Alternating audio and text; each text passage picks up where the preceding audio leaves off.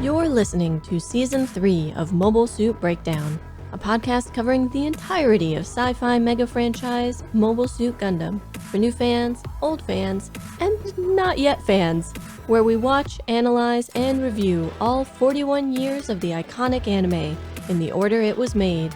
We research its influences, examine its themes, and discuss how each piece of the Gundam canon fits within the changing context in Japan and the world from 1979 to today.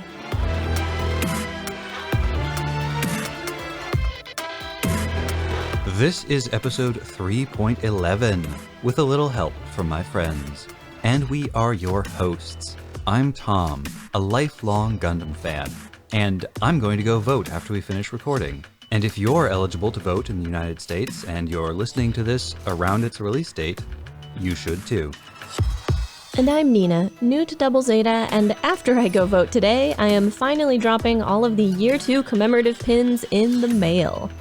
If you're expecting a pin from us, please give it 2 weeks from today, Saturday, October 31st, to arrive if you're in the United States, and 1 month to arrive if you're in another country.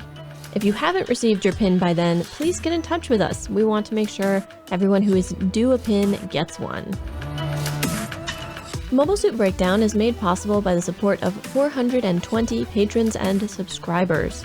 Thank you all, and special thanks go out to our newest supporters, Sunny M and Zach S. This podcast would not be possible without your support. This week we are covering Mobile Suit Gundam Double Zeta Episode 13, Little Sister, or Imoto.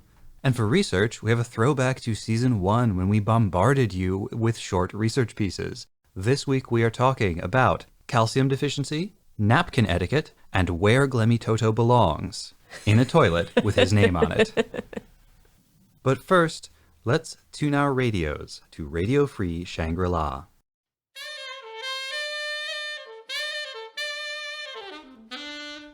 This week on The New Adventures of Detective James Stryker, the conspiracy, like her legs, goes all the way up. It was the morning after the masquerade when the phone rang. I was nursing a hangover and icing a black eye. That butler might look like 50 pounds of straw stuffed in a tuxedo, but he hit like a silverback with a grudge. I found out later he used to be a prize fighter before the war. I never should have gotten testy with him, but at least I found what I was looking for. I was able to track the stolen mobile suits back to an employee at Bajak's Discount Wholesale Junk Emporium and a pilot aboard the Ayug warship Argama. But by then it was too late. The junk dealer and his employee were both missing, presumed dead, after their Ayug co-conspirators double-crossed them and fled the colony. I'd solved the puzzle. I knew who had stolen that mobile suit and wrecked my client's mansion, but I didn't yet understand why. Bajak might have done the job just for the money, but Ayug, that's not their style. There was more going on behind the scenes. Sweet Lady Mystery and I were dancing now. I was still a step behind, but I was starting to hear the music.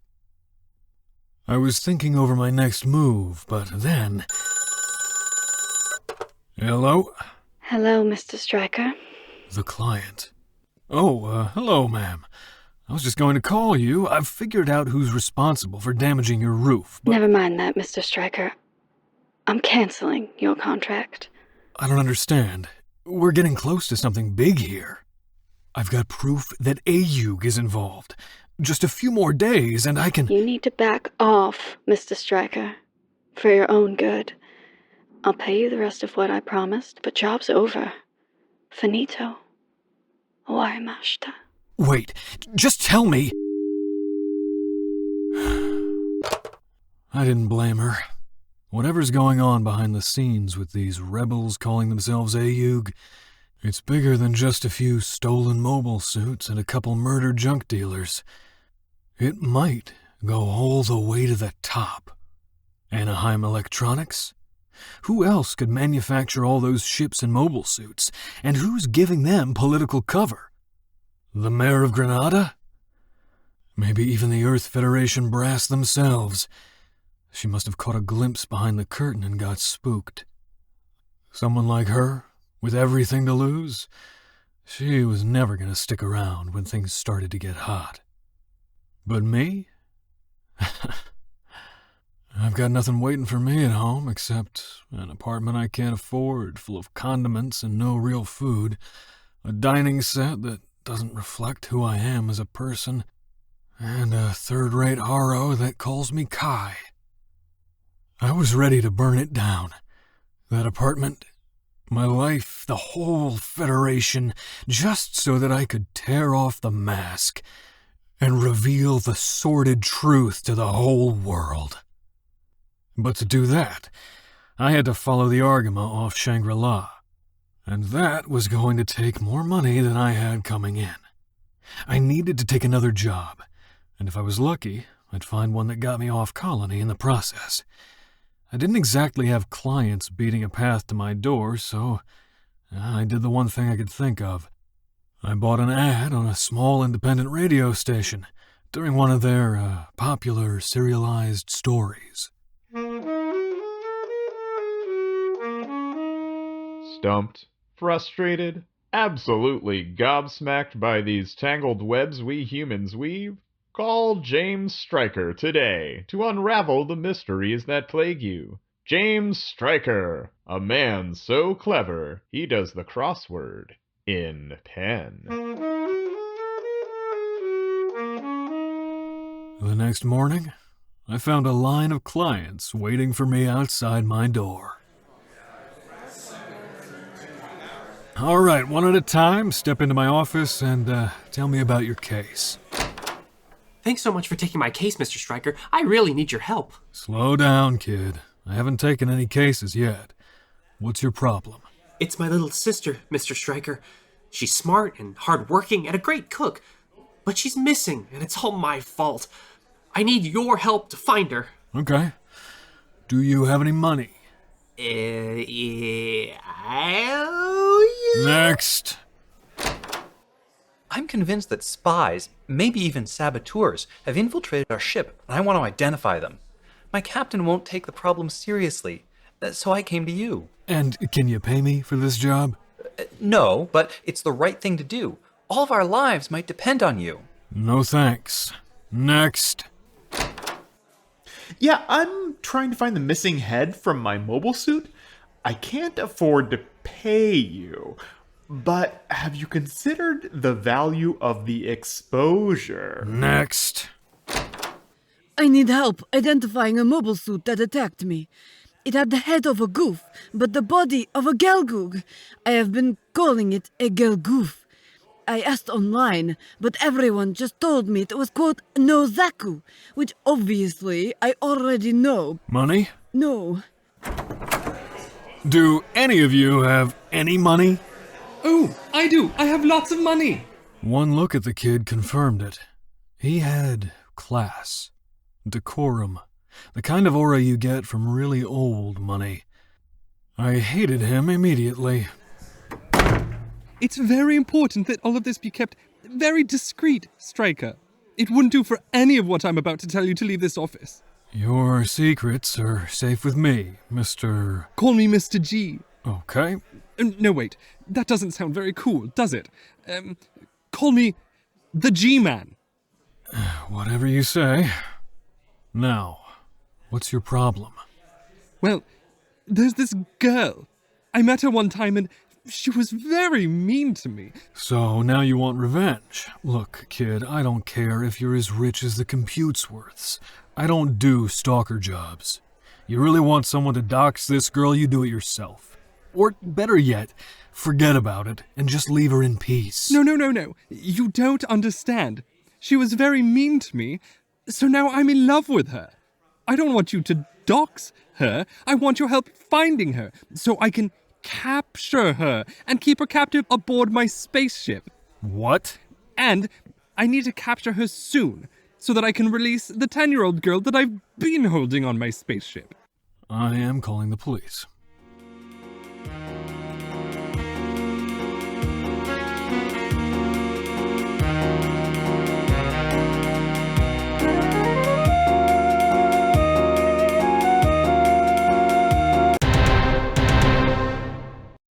And now the recap for Little Sister.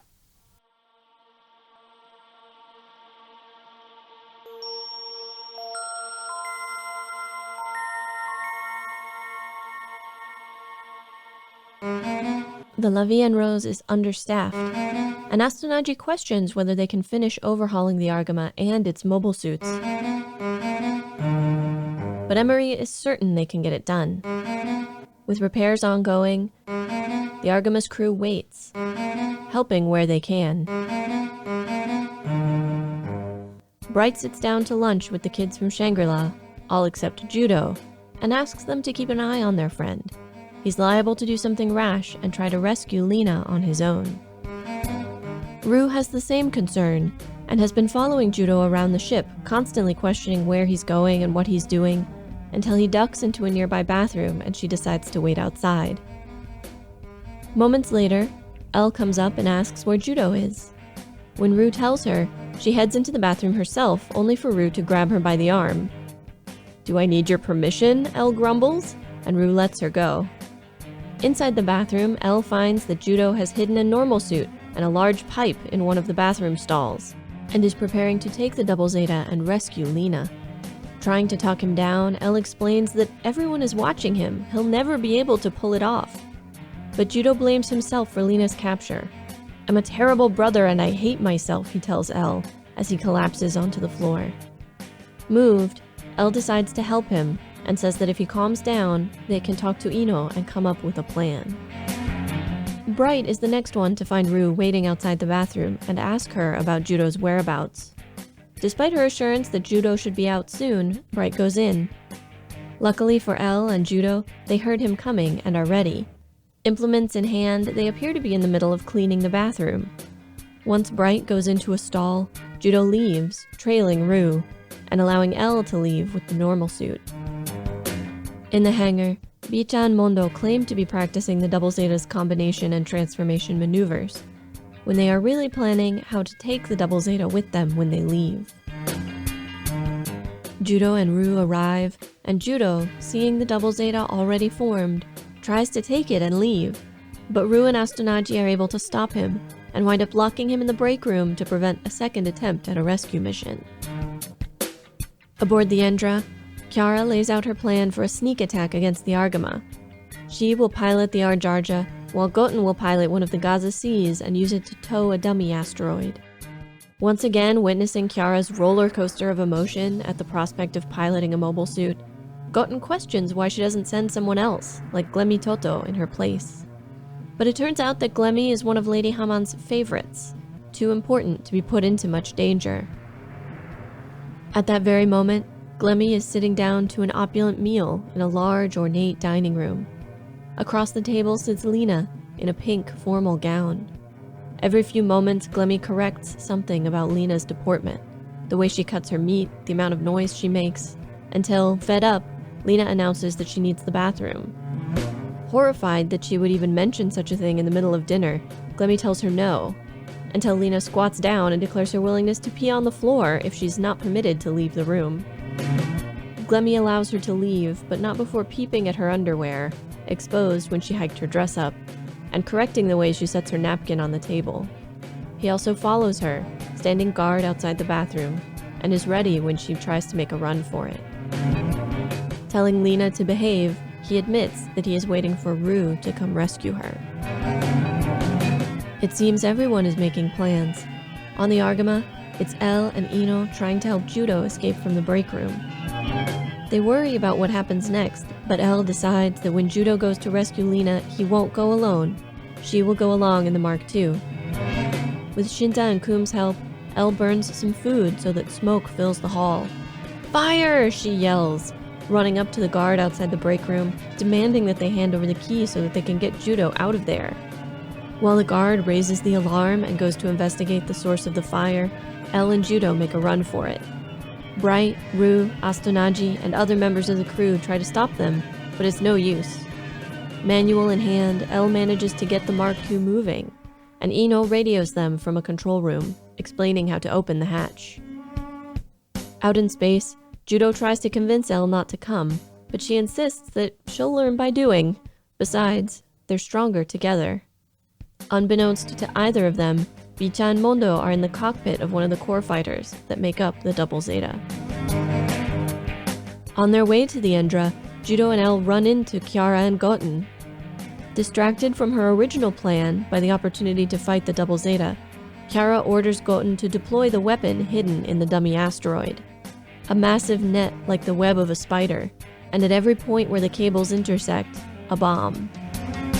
But they stay near it once it's deployed, and a well-placed shot from Elle's beam rifle hits a bomb and catches the Axis pilots in the blast. Judo ignores them, intent on his mission, but makes the mistake of mentioning that he's going to rescue his sister. Goten realizes they can use Lena as a hostage to force Judo to surrender. The Endra projects an image of Lena overhead, while Glemmy brings her out onto a launch deck of the ship. Surrender or we'll kill her, Goten declares, and Judo freezes. This is the moment when Bicha and Mondo decide to run. To the surprise of everyone else, they separate the core fighters, leaving Judo vulnerable, without any means of forming the Double Zeta. It's Elle to the rescue, when she manages to shoot Goten's Gaza C and knock it back into the net of bombs, forcing him to eject just before his mobile suit is destroyed. Glemmy rushes Lena back inside, and Judo is left calling out to her, swearing that he will save her.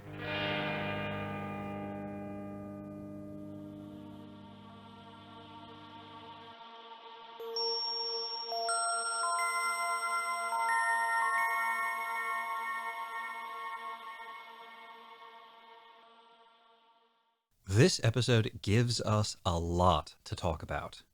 There are, I think, two really big things that are going to take up most of our discussion time, and then of course we have a whole handful of little tidbits that we noticed. And those two big things are, one, how this episode reiterates that the core theme of Double Zeta is about class conflict, and on the other hand, the introduction of a new and very unsettling element in Glemmy and the show's leering at Lena, a 10-year-old girl's underwear.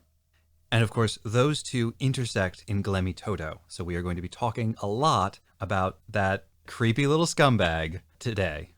There's something very eloquent about the fact that the show manages to bring up a whole bunch of class issues with two subjects, and only two subjects. Firstly, how do people eat? And secondly, people's attitudes towards the bathroom.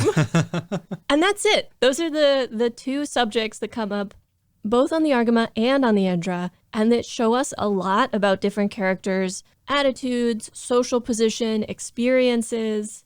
Yeah, after we watched this episode, I turned to Nina and I was like, they are just obsessed with bathrooms in this episode.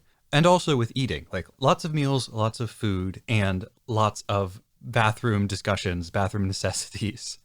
Scenes that wouldn't necessarily need to be staged in a bathroom are because it's important. And this is actually something that is characteristic of Tomino. A lot of his works focus on unglamorous, undramatic, often a little bit gross bits of normal human life. The things that other directors don't like to show you. There's something very domestic about it. It's like, yeah, this is people living together. Their bathroom arrangements are significant.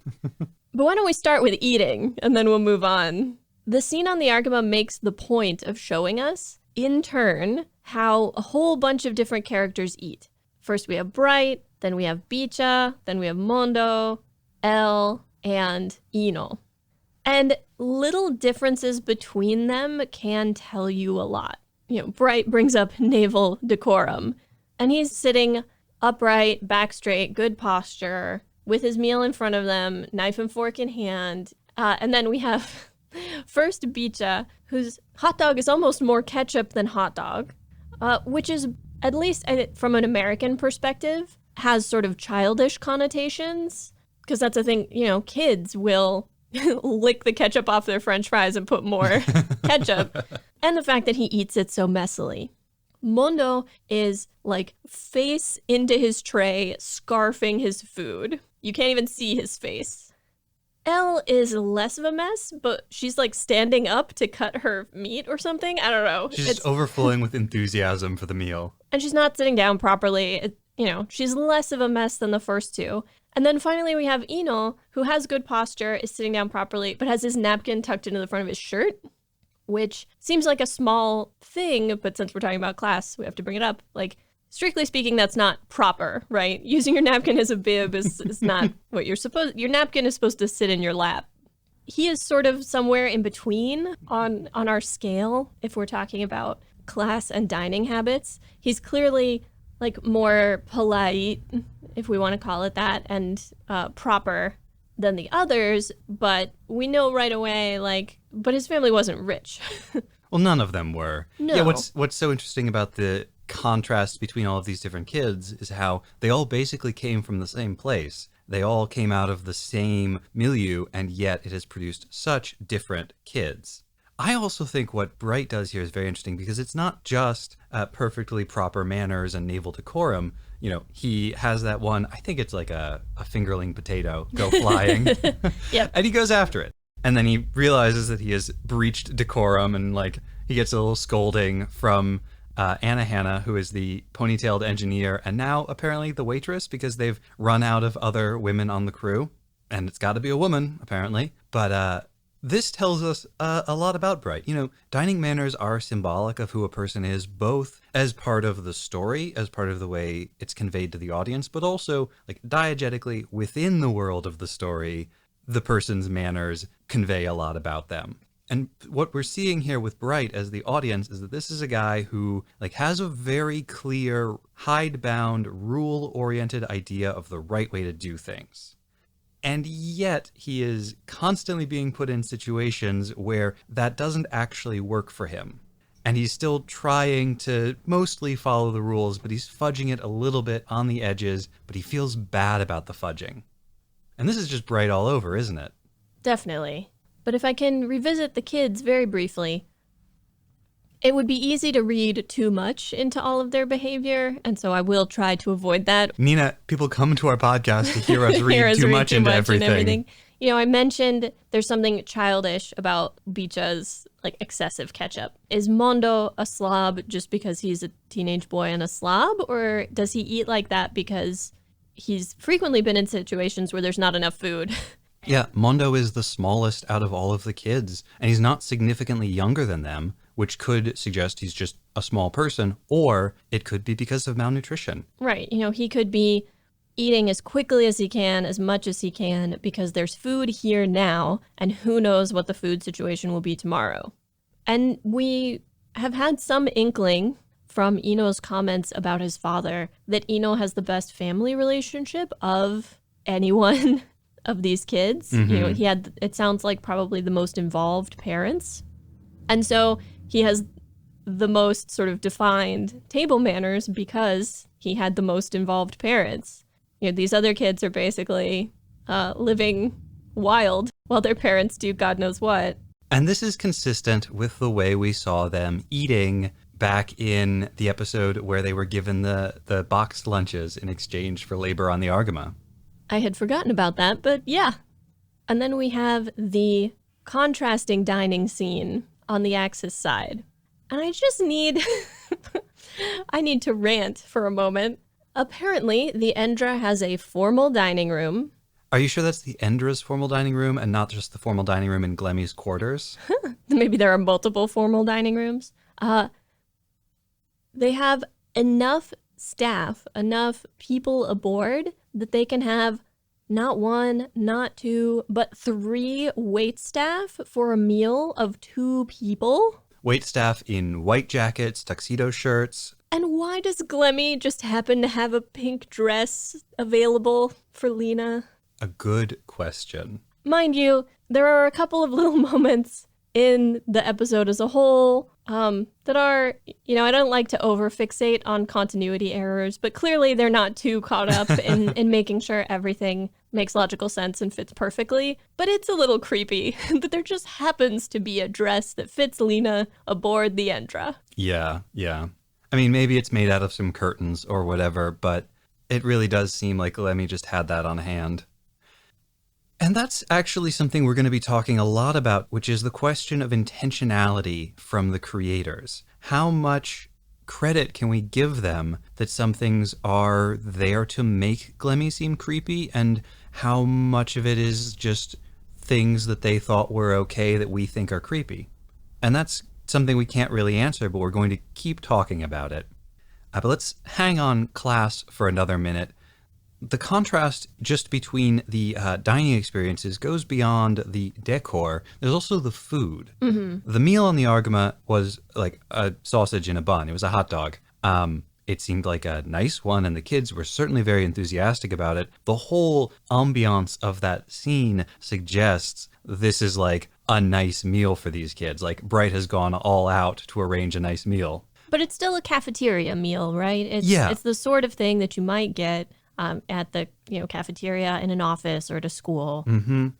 Lena's meal on the Endro. First of all, the first thing we see is like a 4-tiered cake being wheeled in with a little model of, I think, the Guadon on top of it. What?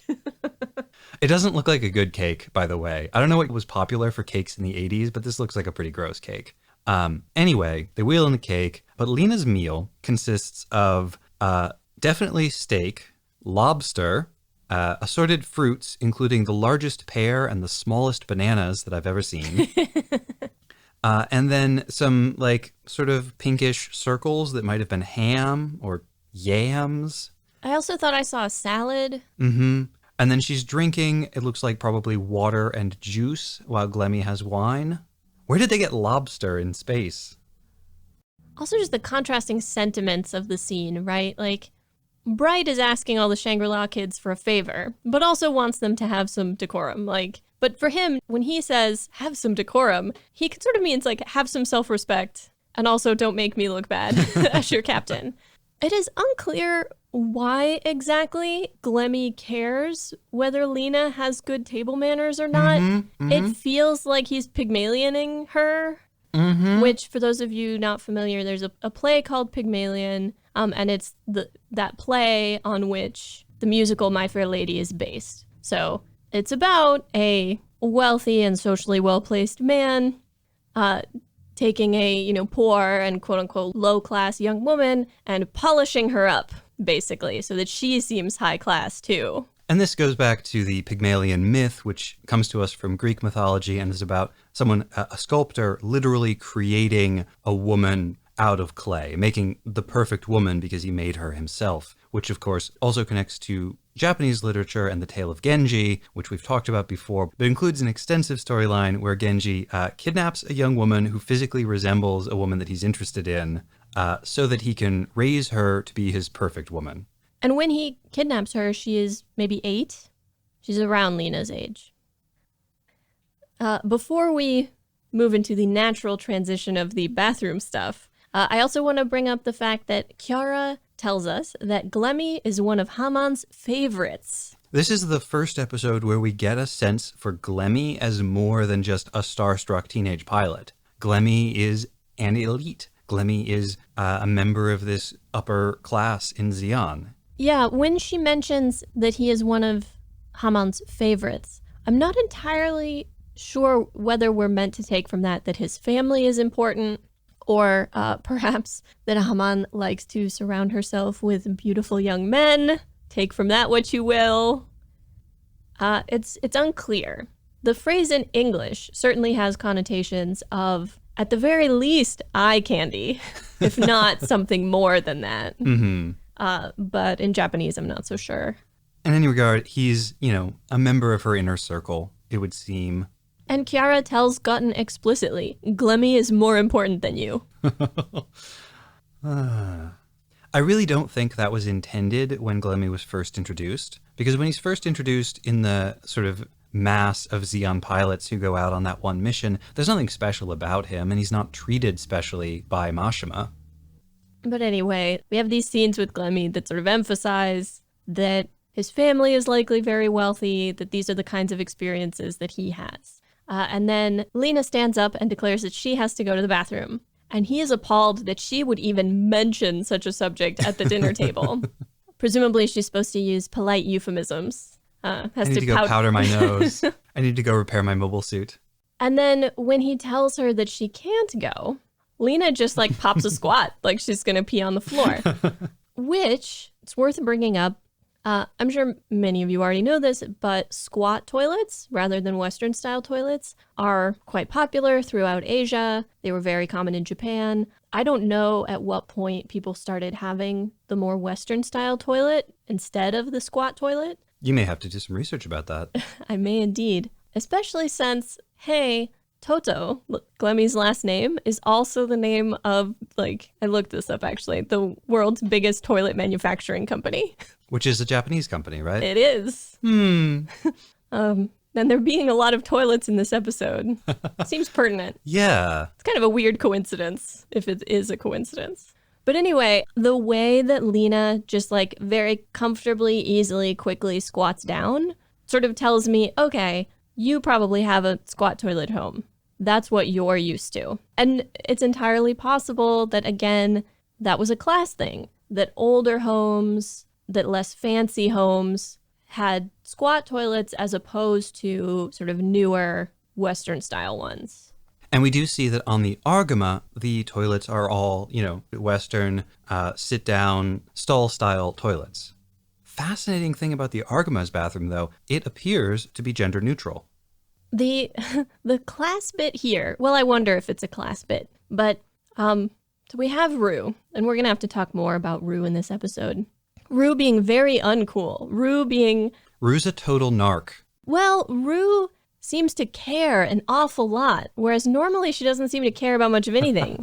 And she's siding with the adults. But despite the fact that it's a bathroom with stalls and gender neutral, and despite the fact that Rue has been literally following Judo around the ship and sometimes physically grabbing hold of him to make sure he doesn't run off by himself, she will not follow him into the bathroom. Yeah. And yet, Elle has no such scruple, Bright has no such scruple. Like, Rue will not go into that bathroom with other people, apparently. And that's something that doesn't seem to bother any of the rest of them. Which is curious, because we know Bright is like, canonically, Bright is from the elite. Bright is high class. But he's also a soldier, and he's been doing this a long time. Right, he's been in the military and living on ships for like most of his adult life. He's used to the communal arrangements. That makes sense. One of the things that struck me about the importance of the bathroom in this episode is how the younger characters, the lower class characters, take advantage of, bathroom etiquette and the special privileges that are allowed to somebody who is going to the bathroom in order to get the better of the older and higher class people that they're trying to escape. Lena probably does actually need to use the bathroom there, but she also tries to use the bathroom in order to get a little bit of space from Glemmy and in order to escape from him. And Judo is doing the same thing on the Argama, because within this high class etiquette of life, gross, icky body stuff like going to the bathroom is something that you are supposed to hide and keep private. And no one is supposed to acknowledge that you're doing it. And so it gives you this little bubble where you can escape from surveillance. Yeah, this is something that has come up a lot in sort of COVID times, but there is a degree to which privacy is a luxury for wealthy people. Like, you have to have space to have privacy. And so certain members of the crew are accustomed to not having as much privacy, and certain members of the crew are accustomed to having more, and it shows. But not only are they accustomed to not having so much privacy, they still understand the rules that bind other people. Judo knows that when he goes to the bathroom, he gets a certain amount of privacy. I do think part of the contrast with Rue is also simply that she is not as close with Judo. She doesn't know him as well. He and Elle are old friends. They have known each other a long time. They are very close. He trusts her. And Rue does not have that relationship with any of these people. I kept trying to pinpoint what emotion it is that Rue is having in this episode, and I found it very difficult. Is she honestly worried about Judo following orders and making trouble for the ship? Is she worried about his safety? Is she frustrated? There's definitely a moment when she's jealous of Elle taking out the Mark II. That was the only time I was really clear about what Rue was feeling Oh, and yeah. why. Well, because she mutters to herself, I can't believe Elle got the Mark II to work. She has that look again when Emery is saying, we've got 2 new types. This is amazing. And Rue is like, I was supposed to be the ace. I've got stars on my uniform. No, I'm the special girl, and there can only be one. There can only be one girl. Glemmy agrees. This is a weird point on which Rue and Glemmy agree. They were made for each other.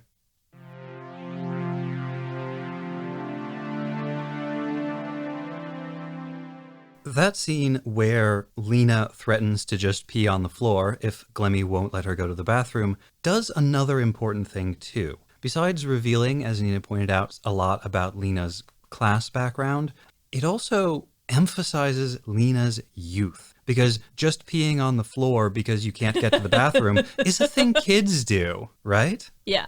So in this scene where Glemmy and the camera, unfortunately, are both leering at Lena, we're also really emphasizing her youth, her discomfort in this situation, her unfamiliarity with what's going on.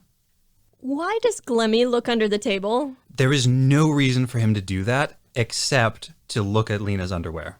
That's it. That's what makes this so egregious. Ugh. There have been like little flashes of a little bit of underwear in prior Gundam shows. The short skirts that Fra and Fa wore made that sort of inevitable, but it was always like It was very fairly momentary. brief. It was not like no one was looking at them except for the camera. And it was always in like a corner of the screen. Here, center screen, camera lingers, and there is an in-frame observer in the form of Glemmy, which really just emphasizes the act of looking. It's the main action of the shot. It's the purpose of the whole shot. Both times it happens. When he looks under the table and when she does the curtsy and her skirt flips up. Yeah, the curtsy got me too because, and it feels so like creepy to talk through. Oh, okay. But is she consciously showing Glemmy her underwear in that curtsy? Because afterwards she does the like cute little smile, head tilt thing because she's seen Rue manipulate this guy into getting out of bad situations. I mean, you're very right about that. I hadn't considered that might have been an intentional. Her dress is I'm sorry, but that dress is so long. You don't flash underwear in that dress unless you like mean to. Oof, that's way darker than I had imagined. Yeah, I mean, you might be right. I mean, she would be emulating a thing that she has seen work not once, but twice. And look how struck by this Glemmy is, right? He like blushes, he sort of like rears back, like he's straightened up by the experience. Yeah, he's actually clapping for the curtsy. For the curtsy. Yeah. God. For the quote unquote curtsy. I hinted earlier, but I think there's a lot of room to debate whether the show is asking us to leer at Lena or to sneer at Glemmy, or, both. I mean, it's both because while we are probably, I think, meant to sneer at Glemmy in this scene, like the show is also doing this to Lena. Yeah. I was reading an interview recently with the anime director Oshii Mamoru, who's responsible for Ghost in the Shell and some of the Patlabor movies. One thing he talks about is, the unwritten, unspoken rules of anime and what you can put in anime and what you can't. And he complains about not being able to put in things like passionate adult love affairs. But it does allow, quote, cute things like shower scenes or skirt flipping. Skirt flipping, basically what's going on here. And he talks about how a lot of creators will sort of exploit these rules around anime to try to say things, to send messages that they wouldn't be allowed to get away with in a traditional live action movie. And part of the reason for that is that the people who are looking at it, the sponsors, the networks, they don't look at anime as a serious thing. And so when there are serious messages in it, they miss them. So you can say almost anything you want as long as you're a little bit clever about it and you use the specific language of anime. But on the other hand, because the audience isn't looking for those messages, they're not going to hear what you're saying either. So this may be a case of trying to use the language of anime in order to make comments about rich, creepy snobs like Glemmy. Or the sexualization of young girls, or... Exactly. But if you're trying to send the message by doing the thing, like... Exactly. You end up being and perpetuating the problem that you're criticizing. Well, and just the base position that skirt flipping is quote unquote cute. Like, I question some of the core positions of this. This is something we're going to have to research more seriously at a later date. I should mention that Oshii interview that I was talking about was Anno Hideaki of Evangelion fame discussing Char's counterattack with Oshii. It was translated by Tayuta for the blog tominostuff.tumblr.com, and you should go check it out. Lest we forget that the character of Kiara is supposed to be explicitly sexual all the time. Some of the faces she makes when she is touching her mobile suit and getting ready to get into her mobile suit. The way she handles Strokes. the control stick. Yep. Yeah. Well, and it like zooms in. That is the action of the frame, is her like stroking the controls. Yep. It's very explicit. Yes, it is. Also, it is the scene that directly follows Glemmy grooming Lena in the dining room. The contrast between the innocent 10-year-old girl being sexualized and this like stereotypically oversexed adult woman could not be more clear.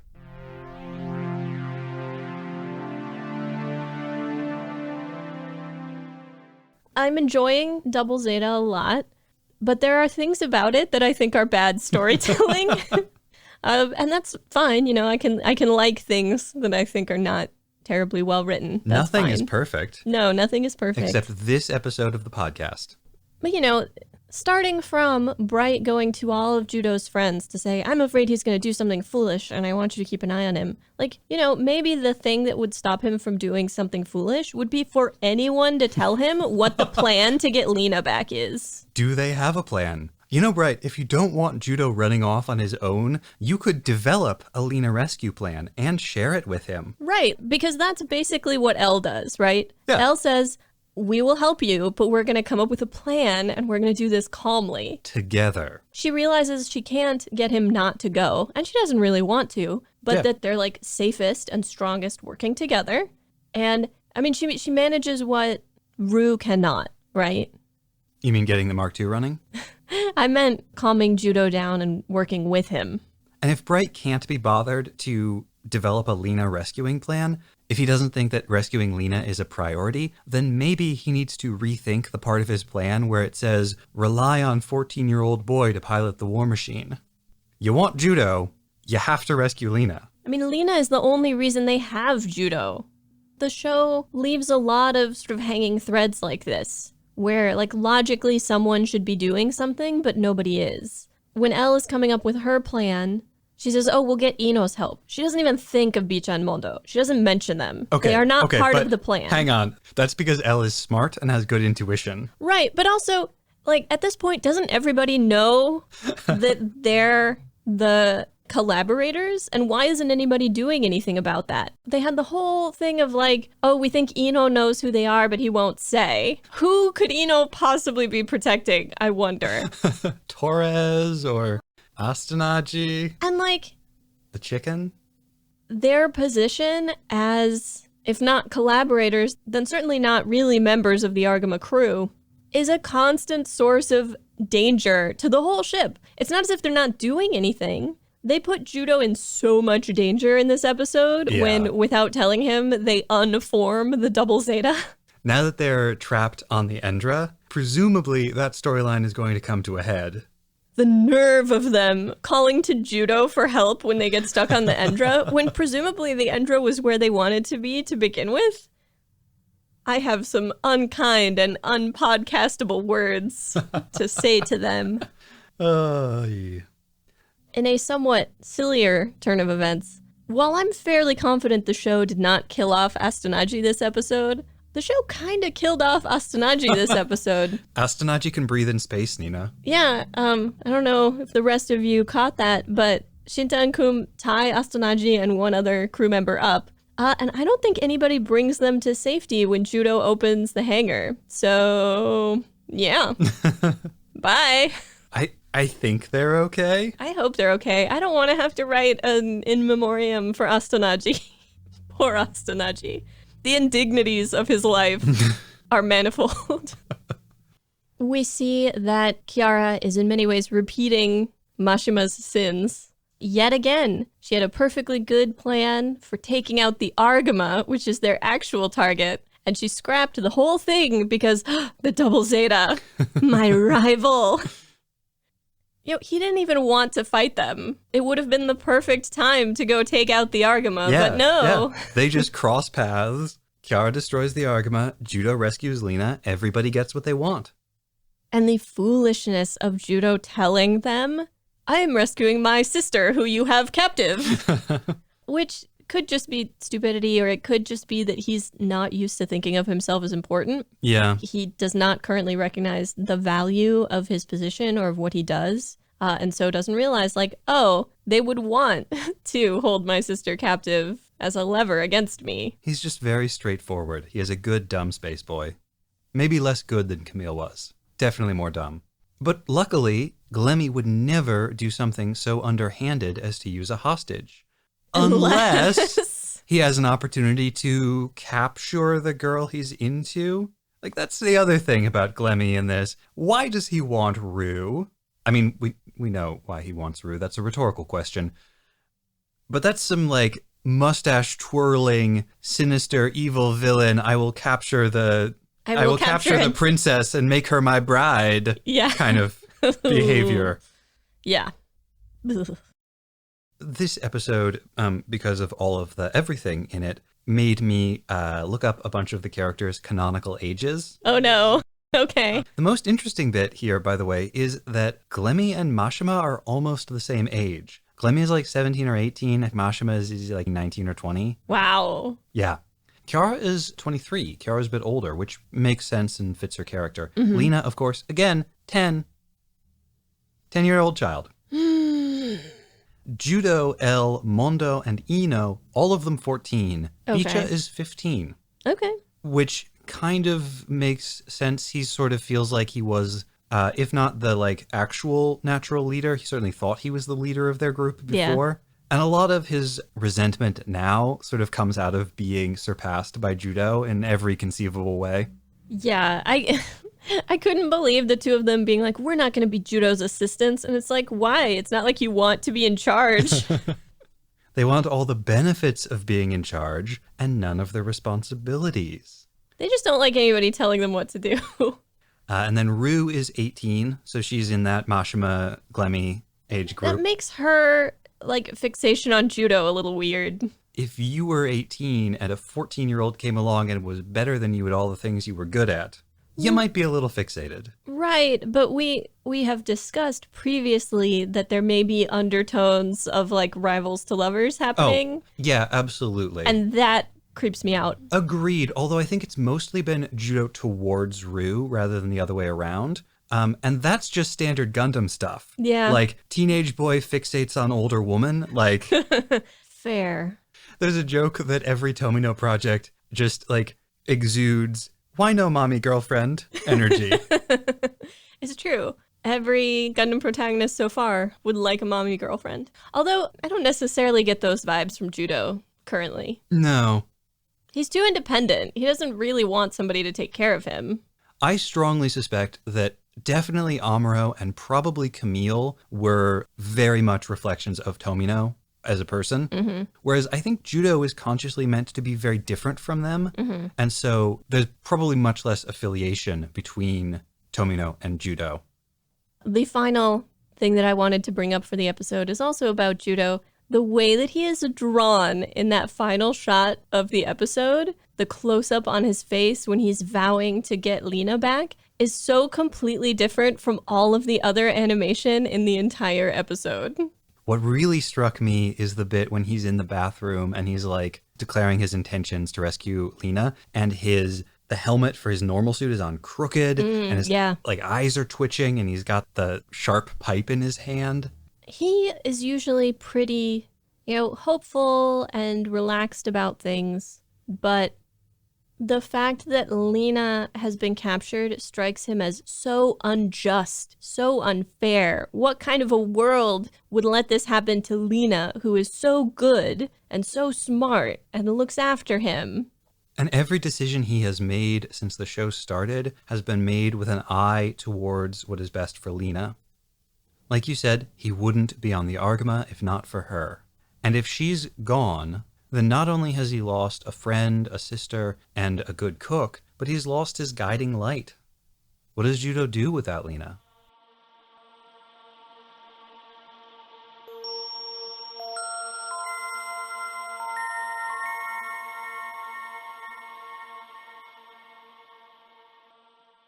And now the research on calcium deficiency, toilets, and napkin etiquette. During this episode, after a confrontation outside the bathroom on the Argama, Rue snarls that Elle must be irritable because of a calcium deficiency. Now, I'm no doctor, but then neither is Rue. A calcium deficiency, or hypocalcemia, can cause a variety of symptoms, including the intuitive ones like brittle bones, teeth and nails, fragile skin, as well as muscle cramps, muscle spasms, and weakness, numbness, or tingling in the hands, feet, and face.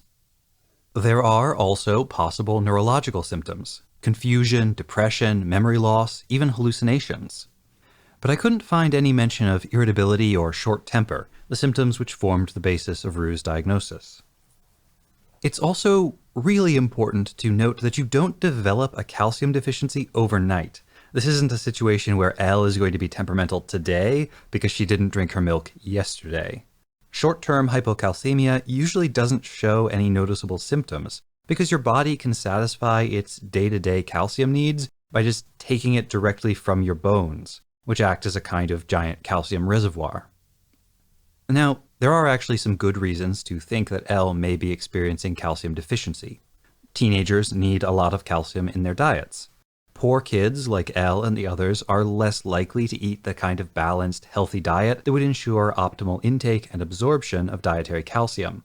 Although we do know there was a consciousness of needing to drink milk, or a desire to include milk in the diet, because we see Lena buying some. Yes, but we also, in that scene, heard Lena talk about how hard it was to get milk, how it had been days since she'd been able to get any milk. So we've seen evidence that these kids in particular have experienced significant food insecurity in their lives. I mean, look at the way they eat. We talked about that earlier in this episode. And as we mentioned just now, we know that it's been hard for them to get necessities like milk sometimes. Furthermore, a person needs vitamin D in order to absorb the calcium that they consume. It's very likely that the kids, growing up in cramped, slum-like conditions in the poor parts of the no longer rotating properly Shangri-La colony, were, like basically every resident of New York City, not getting enough vitamin D. And it's only gotten worse for them now that they're inside a spaceship 24/7.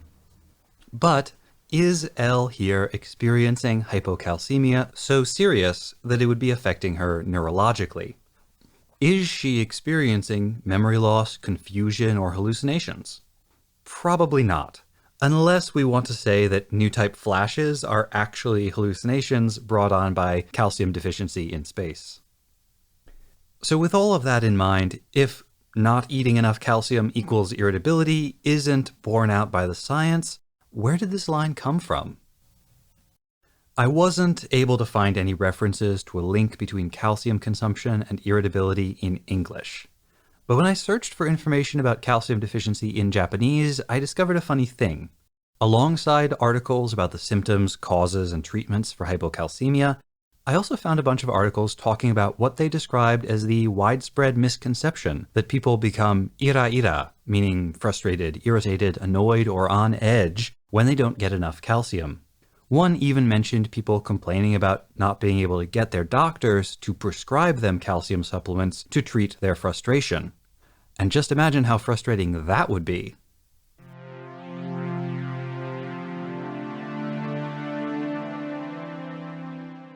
As I mentioned in the talkback, while we were discussing how prominently toilets feature in this episode, I remembered that Glemmy's last name, Toto, is also the name of a toilet manufacturer. A coincidence? Maybe, but what fun would that be? This week, I will be talking about the Toto Toilet Company, squat toilets versus Western-style toilets in Japan, and whether or not there's any reason toilets might have been a topic of interest in the mid-1980s. As it happens, Toto, short for Toyo Toki or Eastern Ceramics, is the world's largest toilet manufacturer. They were founded in 1917 and are based in Kitakyushu, Japan. Their most famous products are not toilets themselves per se, but what they call washlets, toilet seats with integrated bidets. All of them warm the bidet water and are controlled with a panel of buttons along the side or a remote control, and some models include dryers, seat warmers, air fresheners. If you've heard about or seen or used the stereotypically high-tech Japanese toilet, it was probably a washlet made by Toto. And the first ever washlet was released in 1980. Their first overseas sales were in 1986, and by 1987 they had introduced their first toilet with integrated washlet and had sold over 1 million units. In 1982, Toto made waves by releasing a television advertisement for the washlet in the prime time slot, 7 to 10 p.m. The ad featured a young woman explaining that when your hands get dirty, you wash them. She puts some paint on her hand and tries to wipe it off with toilet paper. Paper alone isn't enough. It's the same for your butt. Then there's a video of the bidets spraying water, and the ad ends with a slogan that more or less translates to, "Butts want to be clean too," while the actress flashes her, for lack of a better term, bloomers at the camera. This ad and the time slot prompted complaints from a lot of the viewing public, who considered such topics inappropriate for dinner time. An opinion Glemmy echoes almost word for word in this episode. This doesn't seem to have hurt the company in the long run, though. As of 2012, 70% of Japanese households had a Toto washlet. It's hard to believe Glemmy Toto's name, his line about the inappropriateness of mentioning certain subjects during dinner, and the parallels to the real-life Toto company and its history are total coincidences. The other toilet-related topic I wanted to look into this week is squat toilets versus quote-unquote Western-style toilets. I know this division isn't strictly speaking accurate, but Western style is what the seated toilets are called in Japan. When did Western-style toilets start appearing in Japan? By the mid-1980s, what portion of households had them? It turns out that Western-style toilets first appeared in Japan in the early 20th century, but didn't gain much traction until the occupation period. This was both because of American cultural preferences and because prior to the occupation, human waste was widely collected and used as fertilizer, a practice the occupation government banned, although a few areas continued to do it regardless. It was 1977 before the sale of Western toilets surpassed that of traditional squat toilets in Japan. But they took over the market pretty quickly from that point on. In 1985, more than 70% of Toto's toilets shipped were Western style. Of course, this would be applying to new construction or to remodels. It's safe to assume that the older the structure, the more likely it would be to still have a squat toilet. The earliest data I found was from 1963, when more than 80% of units shipped were squat toilets. And as recently as 2016, squat toilets still outnumbered Western-style ones in public elementary and junior high schools. Until recently, many public toilets were still the squatting type, since they're considered easier to clean and more hygienic for the user. But in the lead-up to the now-postponed Tokyo 2020 Olympics, the government sought to increase the number of Western-style toilets in public restrooms on major subway lines. They wanted to get it up to about 90%. And they also wanted to increase the portion of toilets in public elementary and junior high schools that were Western style, up to 80%. For public restrooms on subway lines, this is for ease of use by foreign tourists. But in schools, it's because an increasing number of young people have so little experience of squat toilets that they aren't comfortable using them, and because the seated toilet is easier for Japan's burgeoning elderly population to use, and schools are frequently used as community shelter sites during natural disasters. What we know about where Judo and Lena were living, plus the prevalence of squat toilets in schools and public restrooms, certainly explains why Lena naturally and comfortably squats down to pee when Glemmy tries to prevent her from going to the bathroom. And for the curious, yes, I did find the advertisement, and yes, it will be linked in the show notes.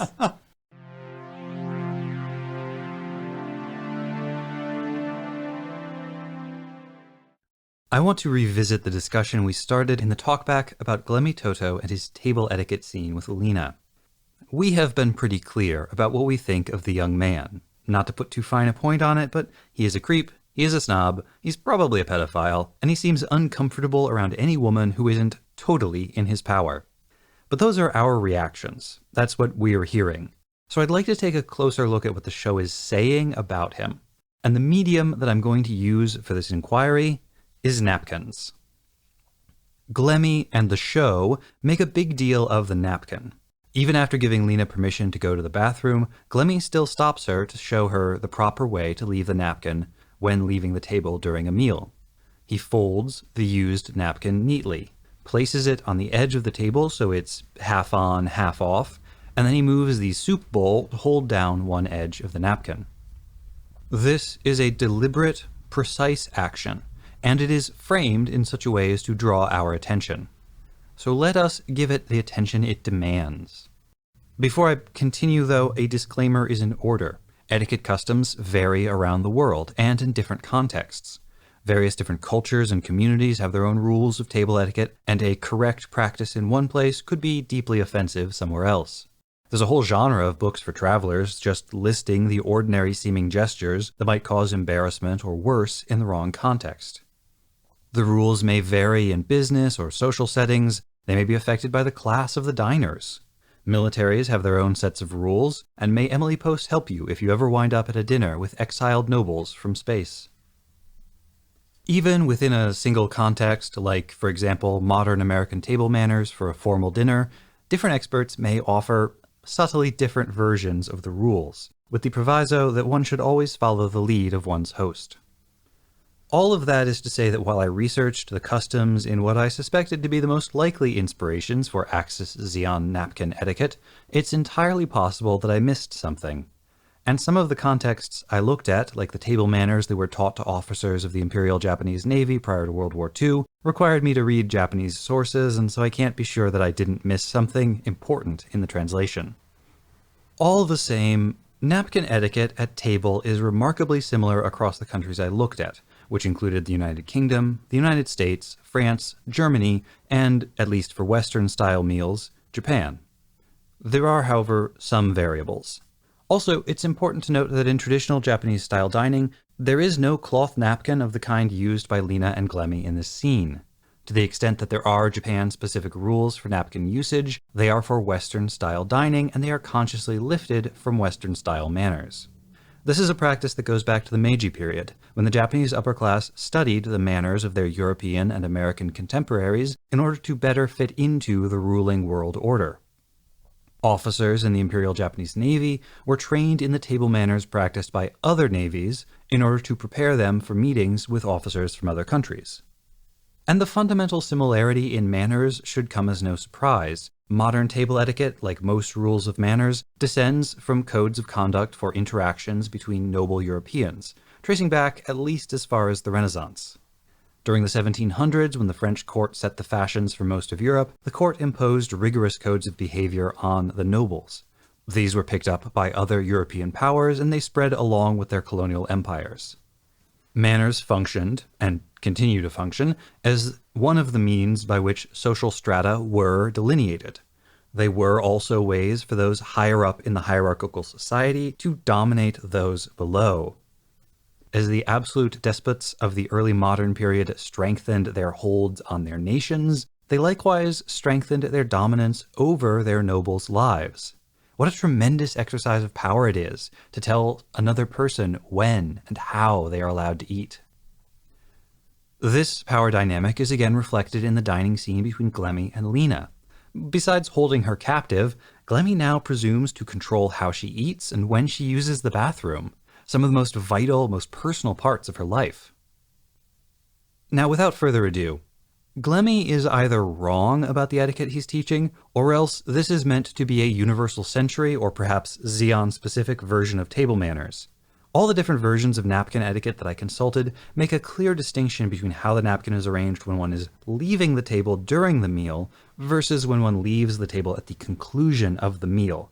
I'm going to talk through both, but it's the former that I think is relevant here because, after all, Lena is only going to the bathroom, and Glemmy himself says there's etiquette to observe when leaving the table during a meal. At the start of a meal, the napkin is unfolded and placed on the lap. As Nina mentioned, tucking the napkin into your shirt as a bib is frowned upon, although there was a time in history when it was considered the proper way to do it. Now, there are subtle differences when it comes to the specifics, like how much to unfold the napkin, where to hold the napkin while unfolding it, how to orient it on your lap, but those are subtle and they're not very important to us right now.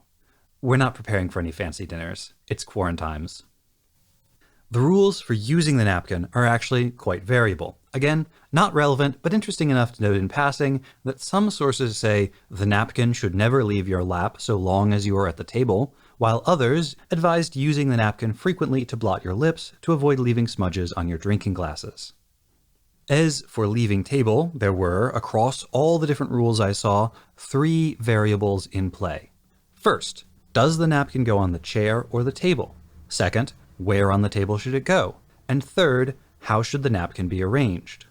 There's general agreement that when one leaves the table for good, the napkin goes on the table, perhaps to aid those who must clean up after the meal. The second variable, where on the table ought the napkin to go at the end of the meal, offered more options, including left of your plate, right of your plate, exactly where your plate was but only after it has been cleared away, next to the butter dish, next to the upper right corner of the dessert plate, and so on. Not one single source suggested, under any circumstances, either placing the napkin so it hangs half off the table or placing a dish on top of the napkin, much less both of those together. Now, as for the third variable, the arrangement of the napkin, there is majority agreement that it should be left in a crumpled heap, not folded. Now, these are etiquette guides, so they like to say it should be a neat heap, whatever a neat heap of napkin is. One source, a Japanese guide to Western-style dining etiquette, mentioned that some Japanese diners do like to fold their napkins at the end of the meal in order to conceal any stains and present as neat an image as possible. However, this guide cautioned against this practice, saying that it might be interpreted as rude, or perhaps even as an insult to the chef. This inconsistency is probably as frustrating to me as a researcher as it is to anyone who's embarrassed themselves trying to do the right thing at a dinner party. And to make matters worse, I turned up one anecdote from an 1863 article about the custom then in force in France, whereby a diner would indicate their intention to return to dine again soon at the same home simply by folding the napkin after dinner. It was essentially a way of saying, "This one is mine, I'll be using it again soon." This was preferred among close friends, so as to save the trouble of washing that napkin. But it was considered presumptuous, verging on vulgar in most circumstances. There is somewhat more debate about what to do with the napkin when leaving during the meal. Most English and US sources call for leaving the napkin on the seat of the chair. The logic here is that the napkin may have become soiled during use, and so to leave a dirty napkin on the table would be insulting or unsightly for the other diners still present. On the other hand, sources for continental etiquette rules, that is, those prevailing in Germany and France, suggest leaving the napkin on the table when leaving momentarily. The logic here is that a dirty napkin might soil the chair, and in turn it might soil your clothes when you sit back down, which was the exact scenario that the napkin was meant to prevent. Now, this is a high-stakes choice. Besides the risk of staining the chair or your clothes, one source I consulted called putting a used napkin on the table while others are still enjoying their meals to be as insulting as throwing down the gauntlet, and could perhaps be read as a challenge to the others in your party to eat faster. "I'm done. I want to leave. Why aren't you?" Loyal listeners will remember that I researched the significance of throwing down the gauntlet and the phrase's possible origins back in episode 2.28. In any event, no one is saying that you should put a crisp fold in the napkin and place it on the edge of the table, one corner underneath a soup bowl. That method is not recommended. So that leads to the next question. Why make a big show of Glemmy teaching table manners that don't seem to be in force anywhere in the world today? Maybe this is meant to be an obscure bit of world building, showing how the various approaches to napkin etiquette might change in the future. I briefly considered whether placing the plate on the napkin would have any advantages in a spaceship context, but it's not like that plate is going to do any good if they suddenly lose gravity. Maybe it's meant to show us that for all of his pomposity, Glemmy doesn't actually know what he's talking about. If so, it could be part of a larger project of making a mockery of the overblown little nobleman. But then again, expecting the audience to recognize what he's doing as a mistake and draw the right conclusion from it, that's a bit of a stretch.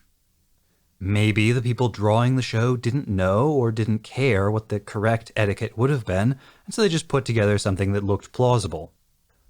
Or maybe Glemmy is just doing it this way because he has hit upon the precise way to arrange his napkin after dinner, which causes the most inconvenience for whichever unlucky servant is obliged to clear the meal after young Master Toto is finished.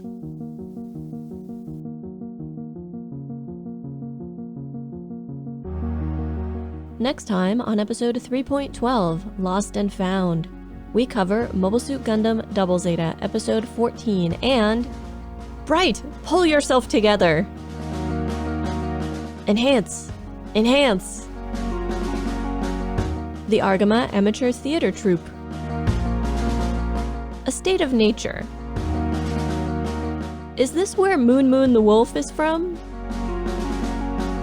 Street harassment. The Haman Youth Uniform. Smoke bomb! And Kiara is easily distracted. You will see the battlefield of new types. Mobile Suit Breakdown is written, recorded, and produced by us, Tom and Nina, in scenic New York City, within the ancestral and unceded land of the Lenape people, and made possible by listeners like you. The opening track is Wasp by Misha Dioxin. The closing music is Long Way Home by Spinning Ratio. The recap music this season is New York City, Instrumental by Spinning Merkaba. You can find links to the sources for our research, the music used in the episode, additional information about the Lenape people, and more in the show notes and on our website, GundamPodcast.com. You can also get in touch with us on Twitter or Instagram at Gundam Podcast, on Facebook.com/Gundam Podcast, or by email at GundamPodcast@gmail.com. Or share your wrong Gundam opinion with the world by shouting, "All of these mobile armor designs are just a plot by Big Zam to sell you more Zams," out your window at passersby. We won't hear you, but the world needs to know. Our wrong Gundam opinion this week comes from Taliarchus in the MSB Discord. Thank you, Taliarchus. And thank you for listening.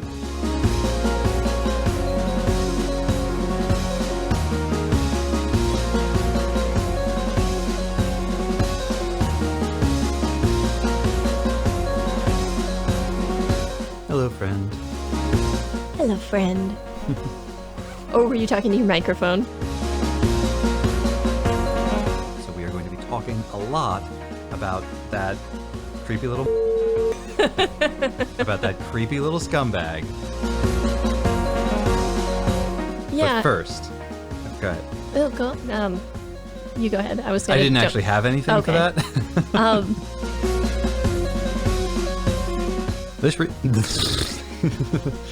This week we are covering Mobile Suit Gundam. Farting noises with my mouth. Those are the two, like, nexi. Nexuses? Nexi? I don't know. No, it's the not display. Like display, when you do it in an art, it's I'm totally blanking on the word. Depicts. Depict, yes. Gotten is the Astenaji of the Endra.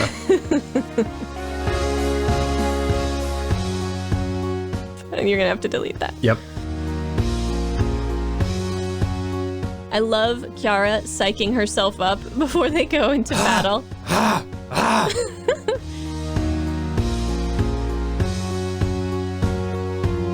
Yeah, never mind. I was thinking about the state of nature, the quote about the state of nature, how life is like nasty, brutish, and short. And while that doesn't describe Astunaji's life, it does describe the teenagers he has to deal with. Wait. Yeah,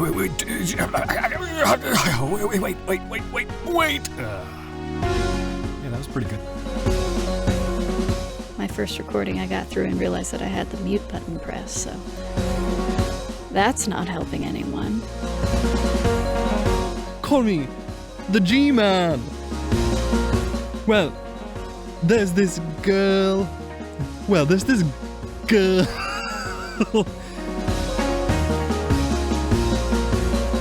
Mayor of Granada? The Mayor of Granada? The Mayor of Grenada? The King of Grenades?